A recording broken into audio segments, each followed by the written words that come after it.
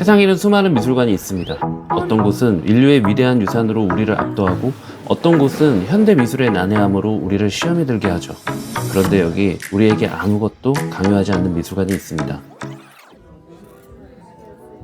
덴마크 코펜하겐 북쪽의 작은 해안가에 자리한 루이제나 현대미술관. 이곳은 작품을 이해하려 애쓰지 않아도 그저 창밖의 바다를 바라만 봐도 괜찮습니다. 이곳의 예술에 대한 개념은 감상의 대상이 아닌 사색의 배경이기 때문이죠. 그러니까 예술 작품들을 이해해야 하는 대상이 아닌 나를 돌아보게 만드는 배경으로 전환시켜 미술관의 편안한 분위기를 충분히 만끽할 수 있게 해주는 곳입니다. 사실 이 모든 시작은 하나의 질문에서 시작되었습니다.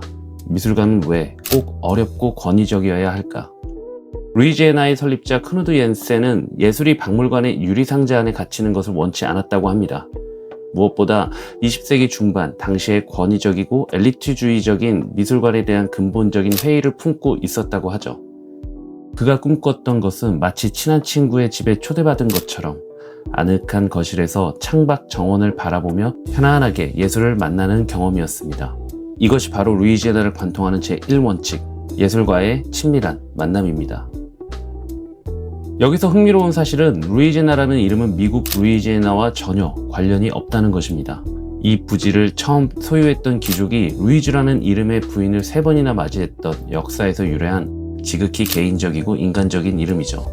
옌센은 이 이름이 가진 친근함을 그대로 이어받아 자신의 컬렉션을 딱딱한 미술관이 아닌 친구의 별장에 걸어두고 보여주는 듯한 분위기를 원했다고 합니다. 이렇게 예술가의 친밀한 만남이라는 철학이 그 이름에서도 드러나는 것이죠. 그런데 몇 년 전 건축 전문가 마이클 셰리던의 심도 깊은 연구는 이 아름다운 탄생 신화에 깊이를 더해 주었습니다. 그의 박사 논문 검증된 유토피아에 따르면 루이지애나는 옌센의 단 하나의 완벽한 아이디어로 단번에 완성된 것이 아니었죠.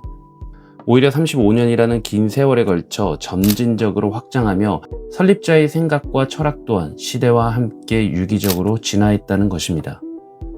이 과정에서 건축가들은 설립자의 요구를 수행하면서 그와 끊임없이 대화하고 차가운 국제주의 모더니즘에서 덴마크 고유의 따뜻한 감성과 자연을 접목시켰습니다. 연구는 이를 검증된 유토피아라는 개념으로 설명합니다. 완벽하지만 비현실적인 이상향이 아닌 현실의 조건과 인간적인 감각을 존중하며 실현 가능한 최선의 낙원을 만들어갔다는 의미죠. 즉 루이지애나의 위대함은 한순간의 천재성뿐만 아니라 오랜 시간 동안의 고민과 대화 그리고 진화의 과정 속에 있다는 이야기인 것입니다.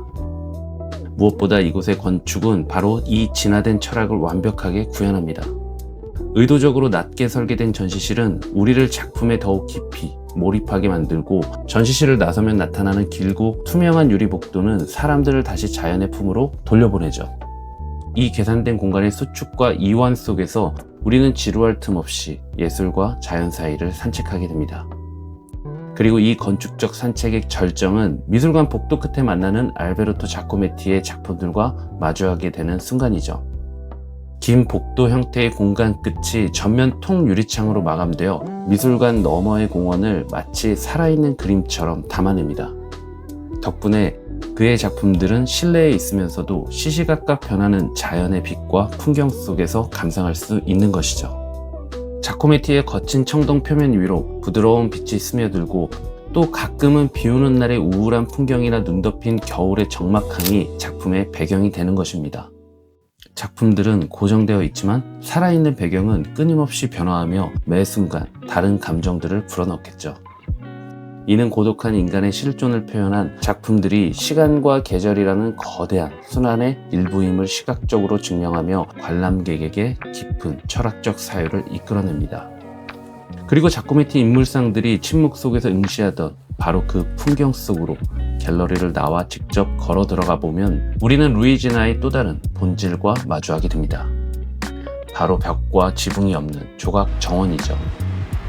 이곳은 사실 잘 가꿔진 인공 정원은 아닙니다.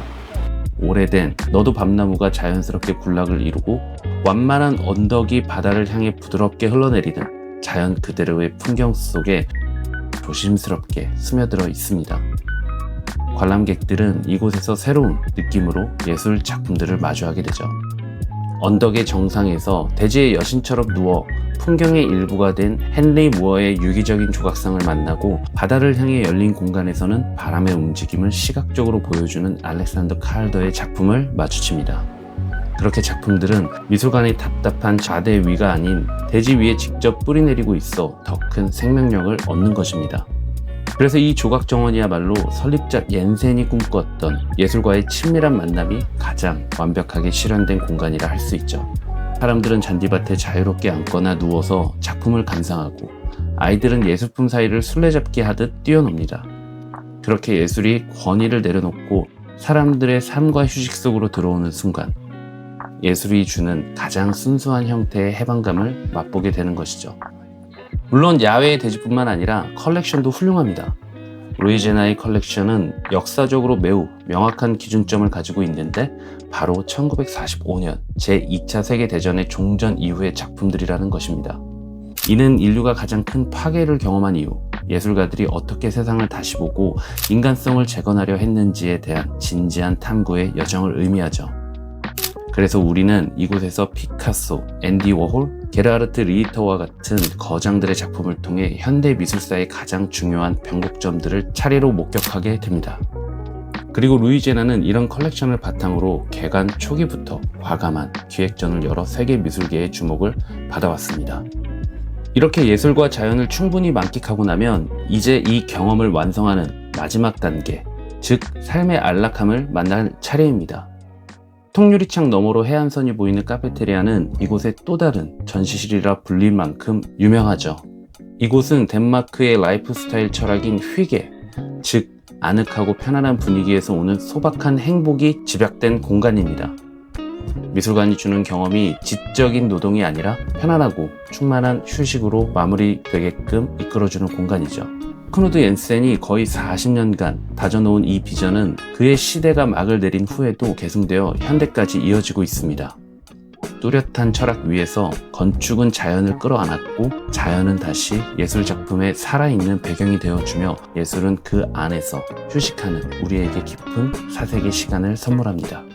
이 모든 요소들이 치밀하게 맞물려 돌아가는 하나의 거대한 경험 시스템 안에서 사람들은 지적인 압박감 없이 그저 존재하고 느끼고 사유할 수 있는 자유를 얻는 것이죠. 뭔가를 가르치려 하는 것이 아닌 그저 보여주고 느끼게 하고 돌아보게 할 뿐, 예술이 우리의 삶을 어떻게 위로하고 자연이 우리의 정신을 어떻게 치유하며 잘 설계된 공간이 우리에게 어떤 행복과 안락함을 줄 수 있는지 온몸으로 느낄 수 있습니다. 바로 이것이 루이제나 현대미술관이 세상에서 가장 아름다운 미술관이라 불리는 이유일 것입니다.